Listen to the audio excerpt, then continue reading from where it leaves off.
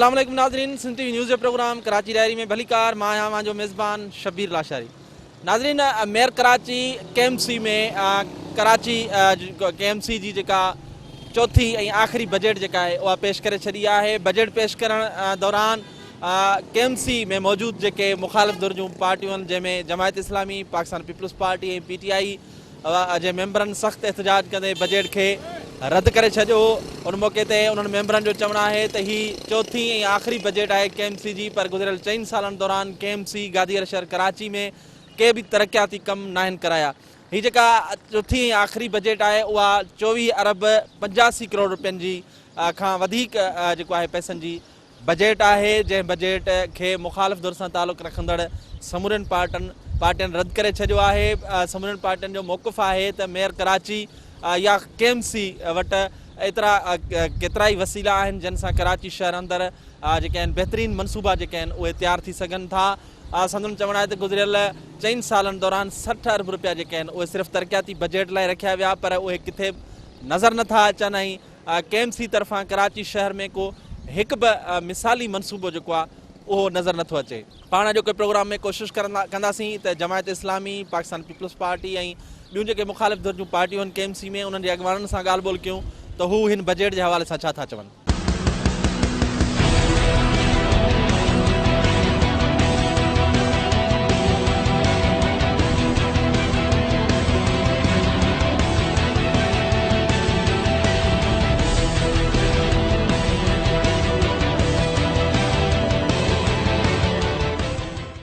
नाज़रीन, असां गॾु हिन वक़्तु KMC में जमायत इस्लामी सां तालुक़ु रखंदड़ पार्लियामानी लीडर आहिनि जुनैद मुकाती साहब, उहे असां गॾु मौजूद आहिनि। अचो उनसां ॻाल्हायूं था। बड़ी मेहरबानी जुनैद साहब, आपने टाइम दिया। KMC में मेयर साहब ने बजट भी पास करवा लिया, आप लोगों ने एहतजाज किया, क्या रिजर्वेशन है आपको KMC के बजट पे जो आपने एहतजाज किया, क्या कहें?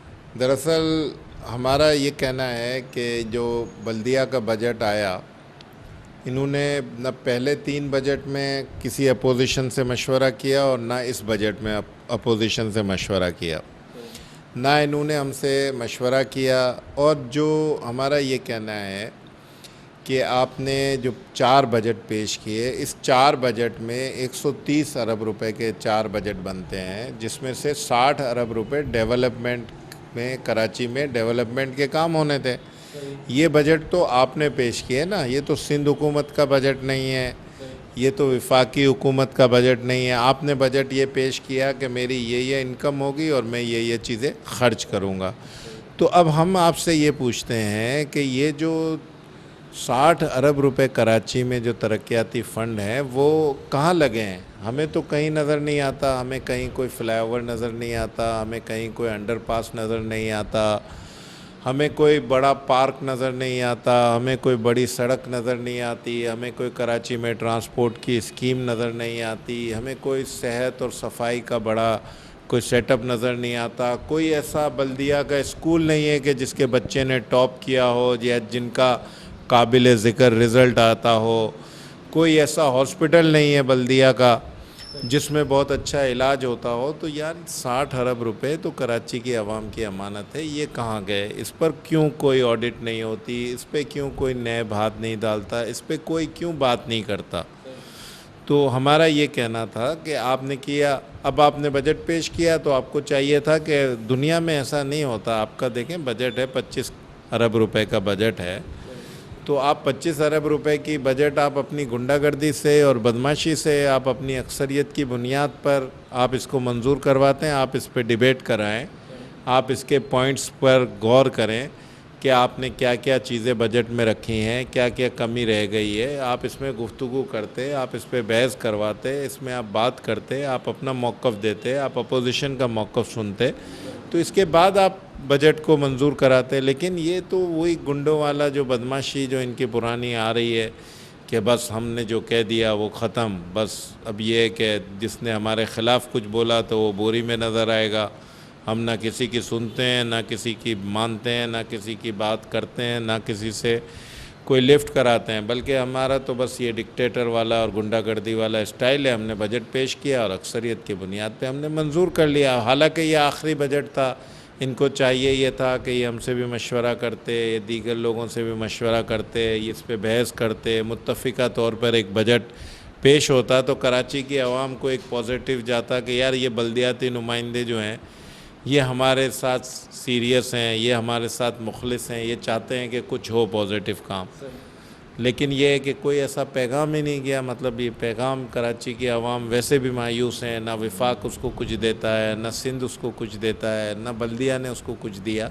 تو کراچی کی عوام پہ تو ظلم ہو رہا ہے. کیا سمجھتے ہیں ان 4 سالوں میں بلدیاتی اداروں نے کراچی شہر کے لیے کوئی 1-2 ایسے منصوبے دیے جو گنائے جائیں گے یہ واقعی اچھے منصوبے دیے ہیں؟ 4 سالوں میں آپ کیا سمجھتے ہیں بلدیاتی اداروں نے کام کیا نہیں کیا؟ دیکھیں نیچے میں سمجھتا ہوں کہ بڑا سسٹم سے بھی ہمیں بڑا اختلاف ہے، بڑا کمزور سسٹم ہے. اور نیچے مطلب بغیر وسائل کے چیئرمین اور لوگوں نے کام کیا. آپ مجھے بتائیں ایک کونسلر کا اختیار یہ ہے کہ وہ ایک گٹر کا ڈھکن بھی بیچارہ نہیں لگا سکتا، اس کو اتنی بھی آپ نے اختیار نہیں دی، اس کو 1 روپیہ آپ اجازیہ نہیں دیتے ہیں. مطلب آپ نے کچھ دیا نہیں، بے اختیار کے بعد بھی لوگوں نے کوشش ضرور کی. لیکن جو میئر کا کام تھا یا جو ڈی ایم سی نے ایک بڑی انقلابی تبدیلی دینی تھی، جو اربوں روپے ان کو ملے، جو اربوں روپے کے کام ہونے تھے کراچی میں، اس میں کچھ بھی نہیں ہوا نا. ہمارا یہی کہنا ہے کہ آپ بتائیں کہ آپ نے کوئی 500 ملین گیلن پانی کا کراچی کے لیے بندوبست کیا، کوئی پانی کی اسکیم بڑی لگائی، آپ نے کوئی ایک بڑا انڈر پاس بنایا، کوئی سگنل فری کوریڈور بنایا، آپ نے کوئی فلائی اوور بنایا؟ کچھ بھی تو نہیں بنایا 4 سال میں. کیا بنایا؟ کوئی بڑا ماڈل پارک بنایا ہو تو بتا دیں. انہوں نے تو کچھ بھی نہیں کیا. مطلب یہ کہ ہمیں افسوس یہ ہے کہ تاریخ میں سیاہ ترین نام اگر میئر کا ہوگا کراچی کے حوالے سے تو وسیم اختر صاحب کا ہوگا. ہم نے نعمت صاحب کے ساتھ بھی کام کیا، اس میں ہم نے دیکھا بہت کام ہوئے. ہم نے مصطفیٰ کمال کے ساتھ بھی کیا اور وسیم اختر کے ساتھ بھی کیا. تینوں بار میں الحمدللہ منتخب ہوا. لیکن یہ میں سمجھتا ہوں سب سے سیاہ ترین دور گزرا ہے 4 سالہ. ناظرین اساں گھر ان وقت KMC میں پاکستان پیپلز پارٹی سے تعلق رکھندڑ پارلیمانی اگوان کرملا وکاسی موجود ہے. جو سان ॻाल्हायूं था. महिरबानी वकासी साहब तव्हां टाइम ॾिनो. KMC पंहिंजो आख़िरी बजट 25 अरब रुपयनि जे लॻभॻि उनजो बजट जेको उहो पेश करे वरी पास बि कराए छॾियो. छा था सम्झो पाकिस्तान पीपल्स पार्टी समेत मुखालिफ़ दर जूं जेके पार्टियूं KMC में उन बजट खे रद्द करे छॾियो आहे, कीअं था ॾिसो इन बजट खे? असल में जेका हमेशह इन्हनि जी रिवायत रही आहे ख़ासि तौर पे MQM जी कि जॾहिं खां इन्हनि खे मेयरशिप मिली त हुननि उहा ई रिवायती धौंस धमकियुनि सां ई सॼो कमु हलायो. 5 सालनि में हिननि खे 1 अरब 25 अरब रुपए जी बजट मिली जंहिंमें ही को बि डेवलपमेंट कमु न करे सघिया. 25 में तव्हां अंदाज़न 60 अरब रुपया जेके आहिनि न डेवलपमेंट जी मद में हुआ, पर डेवलपमेंट तव्हांखे कराची में किथे बि नज़र कान आई. किथे हिननि जा अंडर पास हुजनि, किथे पुल हुजनि, किथे रोड स्ट्रक्चर हुजे, किथे पाणी जूं लाइनूं हुजनि, किथे सेवरेज सिस्टम हुजे, हर तरह सां ई नाकामया ऐं सिर्फ़ु ही अंडर टेबल पंहिंजी करप्शन कंदा रहिया. रेवेन्यू रिसिप्ट्स जेके KMC जा बल्दिया उज़्मा कराची पाकिस्तान जो वाहिद इदारो हो जेको बहितरीनु इदारो हो, जंहिंजा डिपार्टमेंट हुआ जेके बाक़ाइदा रिकवरी कंदा, टैक्स सिस्टम हो, रेवेन्यू जनरेशन सिस्टम हो, पर तमाम जो तमाम सिस्टम फेल वियो. सिर्फ़ु मेयर जी नाअहली जी करे मेयर जी जेका टीम हुई उन वटि को बि विजन न हो कराची जे माण्हुनि जी ख़िदमत करण जो. हुननि सिर्फ़ु पंहिंजी सियासी वाबस्तगियुनि में उहे माण्हू रखिया. तव्हां उन्हनि जी ब्यूरोक्रेसी ॾिठो, ड्यूल नेशनल होल्डर ऐं OPS ऐं जाली डिग्री होल्डर जिन्हनि खे कोर्ट डिसमिस करे छॾियो. पर ही वरी उन्हनि खे इन्हनि में तव्हां सर फ़हरिस्त तव्हां मसूद आलम जो किरदारु ॾिसो जे पूरे KMC खे कैप्चर करे उनजो तमामु रेवेन्यू तबाह करे ऐं सिस्टम तबाह करे छॾियो. मेयर हमेशह इख़्तियारातनि लाइ रोईंदो रहियो, पर ही त मतिलबु जेके हिन खे इख़्तियारात मिलिया जंहिंमें महकमा हेठे लेवल ते डिवॉल्व करे डिस्ट्रिक्ट म्यूनिसिपल कॉर्पोरेशन खे ॾिना विया, उन्हनि बहितर अंदाज़ में पोइ बि हलायो, पर हिन वटि जेके महकमा उन्हनि खे तबाह करे. कराची जा 14 हॉस्पिटल तबाह थी विया, फायर ब्रिगेड जो महकमो तबाह थी वियो, वेटनरी जो शोबो जेको कराची जे माण्हुनि लाइ हिकिड़ो सिस्टम जनरेट कंदो आहे त बहितर खां बहितर गोश्त माण्हुनि खे प्रोवाइड करे कयो वञे सिस्टम जे तहत। उनमें तारीख़ी करप्शन कई वई, पार्क्स तबान, तव्हां पूरा पार्क्स जेके हिननि जे उनमें ॾिसो त मेंटेनेंस जा पैसा माण्हुनि खे कॉन्ट्रैक्ट ॾेई पार्क्स में प्राइवेट प्रोग्राम करे पार्क्स में बचत बाज़ारूं हणे उन्हनि खे सॼो तबाह करे छॾियो वञे। त हीअ आया ई सिर्फ़ु सिस्टम खे तबाह करिणो आहे। इन्हनि जा 16,000 मुलाज़मीन आहिनि जंहिंमें जेको इदारे ते वधि मां वधि इन्फ्लुएंस रखनि था, छो जो हू सियासी तौर ते लॻल आहिनि ऐं हू कंहिंखे बि उते कमु करणु नथा ॾियनि।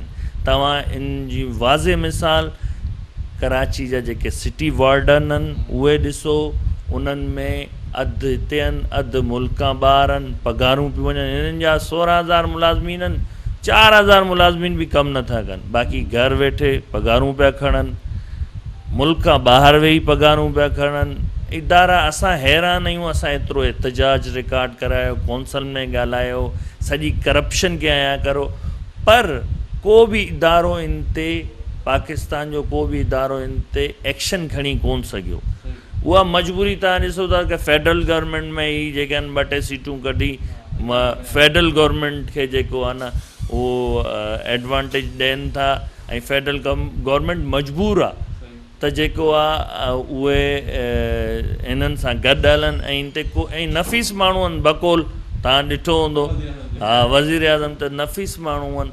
ऐं हिते मतिलबु कराची शहर लाइ न इन्हनि वटि न का प्लानिंग हुई। इन बिलमुक़ाबिल तव्हां ॾिसो डिस्ट्रिक्ट म्यूनसिपल कॉर्पोरेशन जिन्हनि रिकॉर्ड स्कीमूं कयूं, कराची में 178 यूनियन कमेटीज़ आहिनि, उन्हनि में ही का इन जी नाइली आहे, ही का स्कीम कोन ॾेई सघियो। वजह इहा आहे कि उहे पैसा केॾांहुं विया, उहा कहिड़ी तरह, ही करप्शन जा त उहो ई माहिर आहिनि, सॼो सिस्टम हिननि जे हथ में आहे, ब्यूरोक्रेसी जेका KMC जी आहे उहा हिननि जे हथ में आहे। त उहो टोटल कराची खे तबाह कयो वियो ऐं का बि डेवलपमेंट, का बि बहितरी कुझु बि न। सिर्फ़ु इन्हनि खे गोड़ इन ॻाल्हि जो त इन्हनि खे इख़्तियारात ॾियनि, इन्हनि खे बिल्डिंग कंट्रोल अथॉरिटी ॾिनी वञे ताकी ही चाइना कटिंग कनि, इन्हनि खे वाटर बोर्ड ॾिनो वञे ऐं वाटर बोर्ड में बि जेके हिननि पंहिंजे दौर में माण्हू भर्ती कया, उन्हनि पूरे वाटर बोर्ड जे सिस्टम खे जेको आहे न कैप्चर करे छॾियो आहे ऐं पाणी ते अहिड़ी इन्हनि जी जेका मोनोपली आहे कि ही जेके मज़ाफ़ती इलाइक़ा आहिनि कराची जा, ख़ासि तौर पे डिस्ट्रिक्ट साउथ, डिस्ट्रिक्ट वेस्ट खे टोटल निगलेक्ट करे पाणी जी महरूमी जो डेलिबरेटली शिकार कयो वियो आहे। जीअं तव्हां ॿुधायो त ख़ासि तौर ते जेके कुझु हिननि जो जेको पंहिंजो डिस्ट्रिक्ट आहे सेंट्रल, उनखां अलावा या जेके सिंधी वसंदियूं आहिनि उन्हनि खे मुकमल तौर ते नज़रअंदाज़ कयो आहे। उते असां जॾहिं वेंदा आहियूं त न पाणी नज़र ईंदो आहे, न को गटर जा ढकणा नज़र ईंदा आहिनि, पर मुकमल तौर ते उते जेको इहो चई निकिरियल कयो वेंदो आहे DMC ॾिसंदी, चेयरमैन ॾिसंदा, असांजो हुन सां को वास्तो कोन्हे। बिल्कुलु उन्हनि मां सभिनि खां हिननि जी वाज़े मिसाल डिस्क्रिमिनेशन जी ई ॾींदुसि त मां एज़ अपोज़िशन लीडर आहियां, मूं वटि KMC में ऑफिस में, पर जेके मुंहिंजी प्रिविलेजिस आहिनि उहे ताईं हिननि कोन ॾिनियूं। हिननि एतिरी छो त ही तासुब पसंदी कंदा आहिनि ऐं पीपल्स पार्टी सां ख़ासि तौर पे अहिड़ो सलूक, हालांकि पीपल्स पार्टी हिननि खे जेका कमिटेड ग्रांट आहे, जेका बजट में आहे, उहा प्रॉपर हिननि खे 5 सालनि में ॾिनी जंहिंसां ही हलिया। पर हिननि त अहिड़ो इदारे जो हाल कयो त माण्हुनि जूं पेंशनूं, माण्हुनि जूं पघारूं खाई विया, माण्हुनि हितां KMC जी बिल्डिंग मां हेठि जंप हणी ख़ुदकुशियूं कयूं आहिनि। त उनजी बुनियादी वजह इहा आहे कि हिकिड़ो माण्हू वेही 1 मैन शो थी सिस्टम ते क़ाबिज़ ऐं उनखे केरु पुछाणो करण वारो आहे ई कोन्हे, त लाज़मी उनजो रिज़ल्ट इहो ई ईंदो। कीअं था सम्झो हीउ जेको सिस्टम आहे KMC वारो, इहो कीअं बहितर परफॉर्म्स करे सघे थो? छा उन में जेको आहे इन कानून में तरमीम जी ज़रूरत आहे? बिल्कुलु, ॾिसो इहा तरमीम जी ज़रूरत आहे, जेका बुनियादी ॻाल्हि आहे, छो जो हिन में 3 टियर सिस्टम आहे। यूनियन कमेटी आहे, डिस्ट्रिक्ट म्यूनसिपल कॉर्पोरेशन आहे, उनखां पोइ कराची मेट्रोपॉलिटन कॉर्पोरेशन आहे। पर डिस्ट्रिक्ट म्यूनसिपल कॉर्पोरेशन आहे उहा आज़ादु आहे, मतिलबु जेके वाइस चेयरमैन मुंतख़ब थिया उन्हनि चेयरमैननि खे निगलेक्ट करे छॾियो, छो जो SLGO में का अहिड़ी शिक न हुई जंहिंमें उहे चेयरमैननि जे मातहत हुजनि हा, चेयरमैननि जी मशाफ़रत सां फंड इस्तेमालु कनि हा, चेयरमैननि जी सां गॾु मिली करे पंहिंजे इलाइक़े में स्कीम ॾियनि हा। इन जी वजह सां ज़ाती तौर ते यूनियन कमेटियुनि में जेके आहिनि न जहिड़ा वधीक मां वधीक थिया ऐं चेयरमैन डिस्टर्ब थिया। बेसिकली बुनियादी तौर ते चेयरमैन डिस्टर्ब रहियो हिन सिस्टम में, त हिन में कुझु तरमीम जी कुझु इस्लाहात जी ज़रूरत आहे ताकी हिन सिस्टम खे बहितर खां बहितर कयो वञे।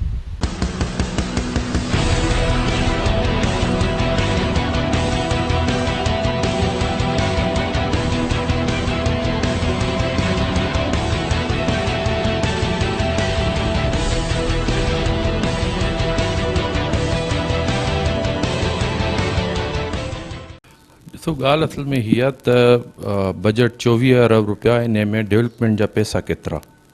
सो हिकिड़ी त इहा ॻाल्हि, ॿी ॻाल्हि ही त जेका अपोज़िशन जी धुर हुई उन 24 अरब या 25 अरब या जेतिरो बजट हुया उन ते वावेला कान हुई। असल वावेला ही हुई त बजट ठाहिण में मेयर वसीम अख्तर साहब जेको आहे सो कंहिंखे बि एतमाद में न वरितो। हूअं रवायत थी रही आहे त बजट ठाहिण महिल हू जेके अपोज़िशन पार्टियुनि जा जेके माण्हू आहिनि उन्हनि खे एतमाद में वठंदो हो। हिन दफ़े बिल्कुलु कंहिंखां न कंहिंखां का स्कीम वरितनि, न ई बजट ठाहिण में जेको आहे सो उन्हनि कंहिंखे एतमाद में वरितो। ऐं अपोज़िशन जी जेके बि यूसियूं आहिनि उन्हनि में शायदि का यूसी हूंदी जंहिंखे हुननि जेको आहे सो डेवलपमेंट वर्क लाइ जेको आहे सो रखियो हूंदो हुन में बजट में, या त उन्हनि कंहिंखे एतमाद में ई कोन वरितो।